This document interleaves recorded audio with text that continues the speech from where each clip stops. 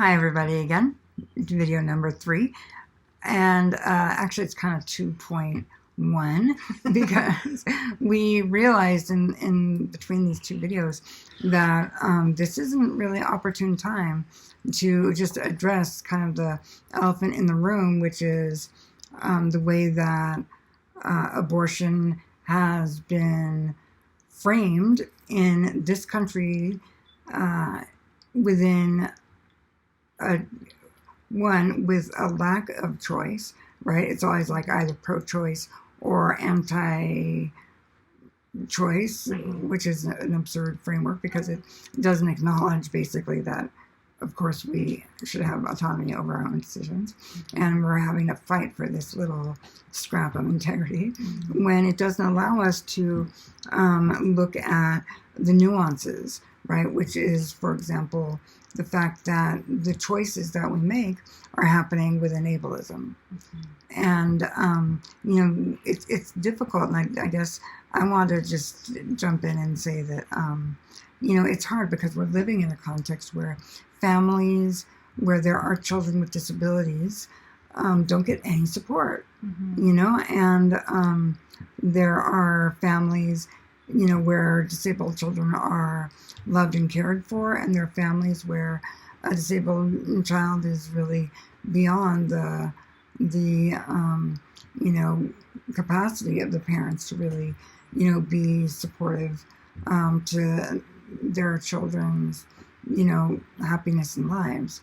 And in this context, I mean, it really, makes it complicated because I think that if it were a given that family, that, for example, that we would have the resources we needed to live, all of us, people perhaps would make different choices, and if having a disability weren't pathologized, if having a non-normative mind weren't pathologized, people might make different choices.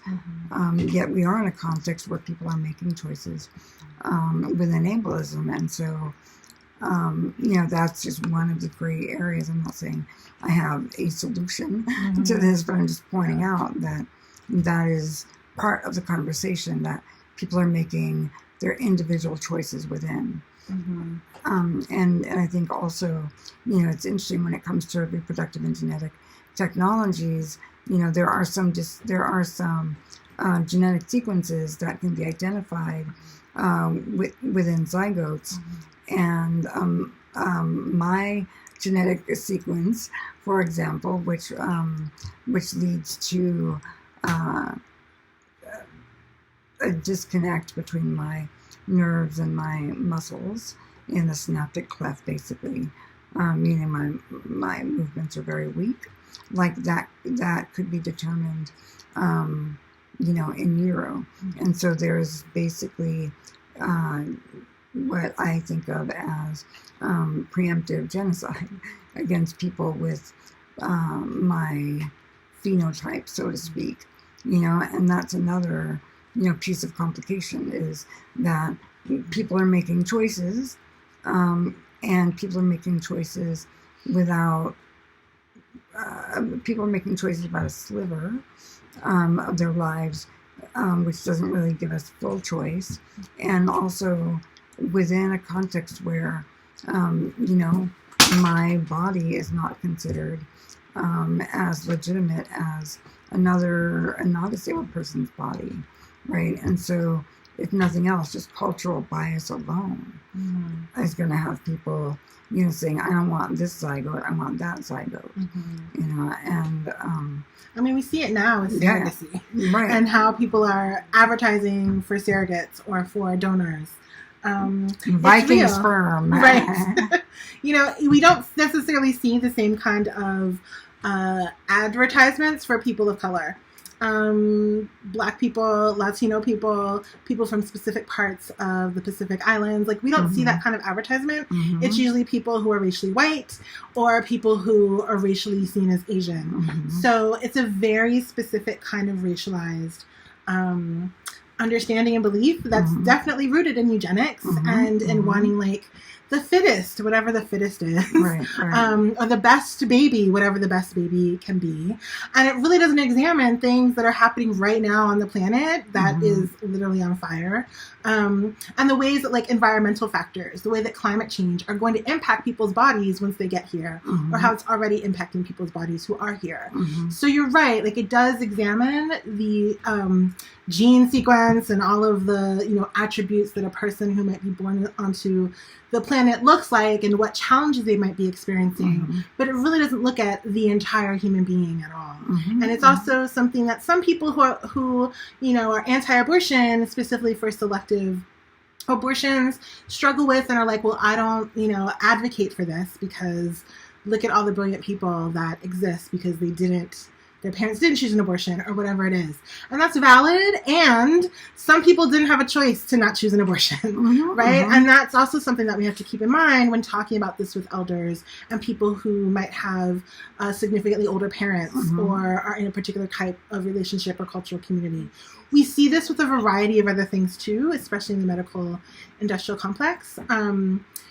You know, we do it with intersex bodies and intersex people. You know, the procedures that are forced upon their bodies are exactly what happens in other parts of the world where people get riled up and upset that that's happening and the unjustness of it all. Yet it doesn't happen here when we know it's happening and it's harming people. So there really isn't a right answer. Like movement-wise, I think, about the specific topic, but there is a right answer for the individual. Right. And only they get to decide what that looks like.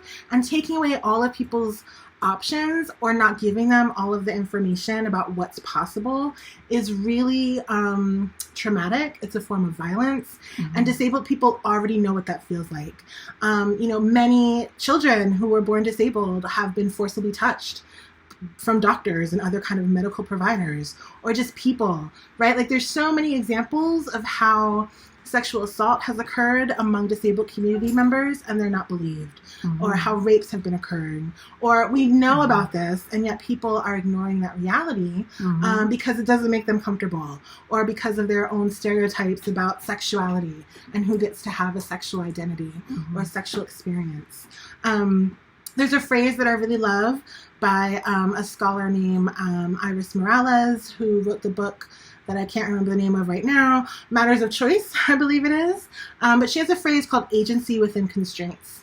And it really looks at and begins to understand what are the levels of power that we have, even when we're being oppressed. And even when we're in a very harmful and violent space, we still have some choices that we can make, and we still have a level of power that we still get to exercise. And her work specifically looks at 3 generations of Puerto Rican women that start with the women who were forcibly sterilized in Puerto Rico without their consent, and how 3 generations later, those women have daughters and granddaughters who have also chosen sterilization as their own birth control option. And that was a consensual choice that they made.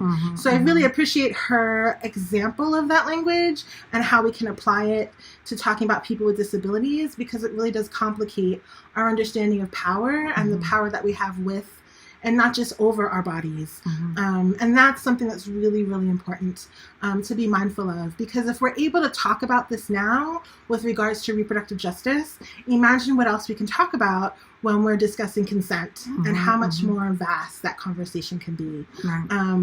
You know, one of the things that I was just sharing with Rafi, the SINS intern for this year, is that the consent laws in every state are just ableist, period. Like there's no way around it. And if you go to RAINN, RAINN.org, it's a network for survivors of rape and incest and abuse. They have a map where you can see the laws of your state and how they're defined regarding sexual assault, regarding rape, and the like. And you'll recognize the ableist language that's used, especially for people who have mental disabilities or have a particular neurodivergent or whatever it looks like. You can clearly see that language and how it legally is impacting people with disabilities. I mean, until fairly recently in California, which is where we are, the consent laws included that someone that could not consent due to who legally could not consent due to drunkenness Mm-hmm. or marriage, Mm-hmm. right? It was already a given that someone was Mhm. consenting, Mm-hmm. or because of disability, Mm-hmm. which makes no sense whatsoever. Like, does that mean that I can never be raped or I can always be raped? Like, Mhm. you know, Right, which one is absurd, it? right? Right.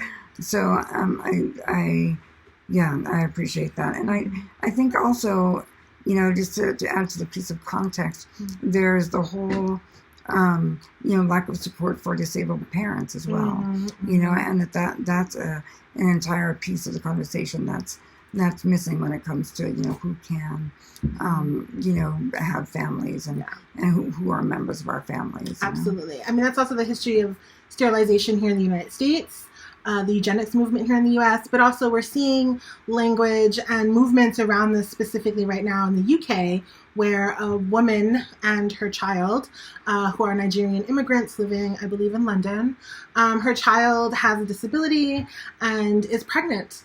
And the courts have decided that this child must have an abortion. And the child, I believe, is over 18. Both the child and the parent wish to maintain the pregnancy. The mother has decided that she can tend to her disabled child as well as an infant. And yet the court, it was a woman judge, decided that this was the best thing for everybody involved, including the state, where they wouldn't have been able to offer support because the child would have eventually needed to go into some other type of 100% out of home care. Which is actually cheaper than you know, institutional care. Yes. So, you know, there's so many ways that this is misinterpreted, and that the self-determination of people with disabilities and the people who love and care for them are being completely ignored by those in power and who are making power over choices of other people's lives. This is one of those court cases where anti-abortion activists very much are upset about it, but they're also not saying anything about supporting parents of disabled children. Right. So that's also one of the areas. Or supporting disabled parents. I mean, they're not talking about supporting anyone once we actually exist. You know, exactly. Yet they have all kinds of opinions about zygotes. Right. And you know, and that's the thing. It's like here, this young disabled woman is making a decision about the life that she wants to live, and because the judge thinks that she has the mental capacity of an 8-year-old, that she cannot be a quality caretaker. I know, one, that's just not fair, and two, what does that say about how we talk about consent for children? What does that say about how we talk to children and what we believe children have the capacity to understand and do? You know, like, there are 8-year-olds who are literally right now in the farm picking strawberries for our breakfast. You know what I mean? And nobody's being like, get those children out of the field. I mean, children are human beings too, and they can articulate very eloquently what they do and don't want most times. And if we take the time to listen and to honor them as human beings, it really will shift this language and this understanding and this framework of human rights, because children are human too. And so this idea of, because we think we assess you in this particular way, so you can't do this, is not only trifling, but it's also, it doesn't work. You know what I mean? At the end of the day, people are still going to make choices that are best for them. And when the law gets involved, it usually becomes messy, and it rarely is ever what justice can really be for everyone involved. Right. And it really is this like attempt to have one kind of policy across many communities, and that law gets applied through a lens of white supremacy, a lens of ableism, you know, a lens of, you know, preferencing, you know, people that are, you know, documented and have citizenship as opposed to not. That's applied, you know, through heteropatriarchy, you know, cis heteropatriarchy. And like, I think it's, that doesn't reflect the reality of like our lived and very intersectional lives, you know. And I mean, it's, I could go on a lot about this because I just think it is so provocative for folks with disabilities to be really at the crux of the where the rub is, you know, as somebody that is it staunchly supports people's rights over their own bodies, and also as someone that, believes that disabled people in our crypt bodies and minds contribute fantastically to the earth, then, of course I want to say, well, we should do this or we should do that. But then, I don't actually think that having more abused, kids that get murdered, is a solution. So, yeah. Absolutely. Yeah. All right. So, we wanted to just put out some of the nuances that we can. Yes. And we are going to get back with the final output that we wanted to put today, which is around disabled people of color being impacted by the anti-abortion laws, and then we will address a question or two in a final video. All right.